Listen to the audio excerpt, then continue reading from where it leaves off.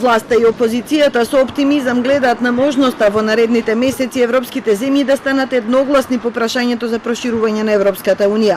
Средбата на председателите Макрон и Пендаровски и информацијата дека Франција веќе подготвила нон-пейпер со новата методологија, ке премиерот Заев поттикнува надеж дека Европа ќе се усогласи до самитот во Загреб и дека нашата мотивација може да биде задржана. Прво сум задоволен заради тоа што председателот сподели позитивни коментари.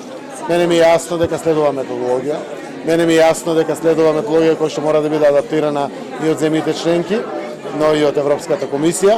Само се надевам дека ќе успеат во соодветни временски периоди тоа да го направат, заради тоа што држењето на нашата мотивација е важно. Опозицијскиот лидер Мицкоски е внимателен во оценката на вчерашната средба на председателите. Има информација дека се работи за состанок од само неколку минути, но знаејќи дека престојните избори се важен предуслов за Франција, потенцира дека и власта и опозицијата треба да учествуваат во исполнувањето на условот за фер изборен процес. Колку може да се каже во неколку минутна средба и да заклучиме дали била успешна или неуспешна, јас наистина не би бил до толку храбар да се впуштам во било каков таков коментар. Јас се надевам дека од сите овие средби и активности кои што ги имаме ќе произлезат успеси за државата, бидејќи тоа ни е најважно.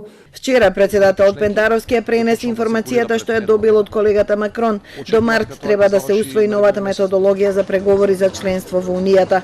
Потоа треба да се очекува одлуката на Европскиот совет на следниот самит во мај. Нашиот председател јасно укажал дека Македонија не прифаќа никаква алтернатива на полноправното членство, без оглед на тоа колку години би траел тој процес.